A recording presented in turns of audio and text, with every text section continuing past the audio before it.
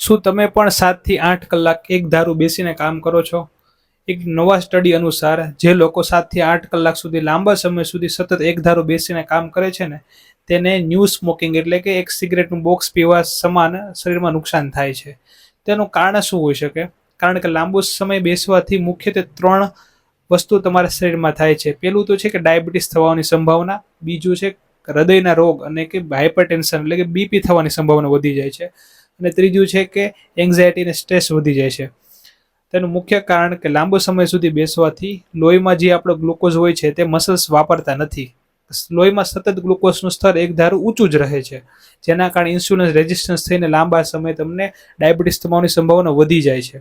બીજું છે કે લાંબો સમય એક ધારું બેસવાથી લોહીનું પરિભ્રમણ પણ ડિસ્ટર્બ થાય છે, જેથી હાઇપરટેન્શન થઈને વિવિધ પ્રકારના કાર્ડિયક પ્રોબ્લેમ થાય છે.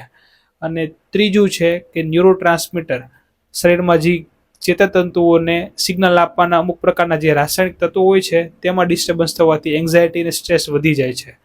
તો આ બધી વસ્તુથી બચવું કઈ રીતે? દરેક કલાકે તમારા સેટિંગ જોબમાં તમે થોડું વોક કરો, થોડું ઊભા થઈને સ્ટ્રેચિંગ કરો. દરેક 1.5 કલાકે ગરમ પાણીનો 1 થી 2 સિપ એટલે કે 1 થી 2 ઘૂંટડા ધીરે ધીરે પીવો, જેનાથી બોડીમાં જે લેક્ટિક એસિડ બનશે તે ડાયલ્યુટ થઈને નીકળશે.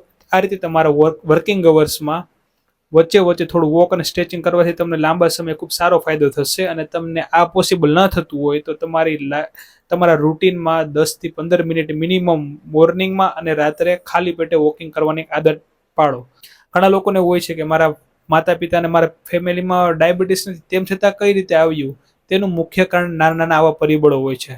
માટે તમારી લાઈફમાં હેલ્ધી રહેવા માટે સામાન્ય લાગતી આ બાબત જરૂરથી અપનાવો અને તમારા ફેમિલી મેમ્બર્સને જરૂરથી શેર કરો કે જે લોકો લાંબો સમય સુધી સિટિંગ્સ અવર્સમાં કામ કરતા હોય.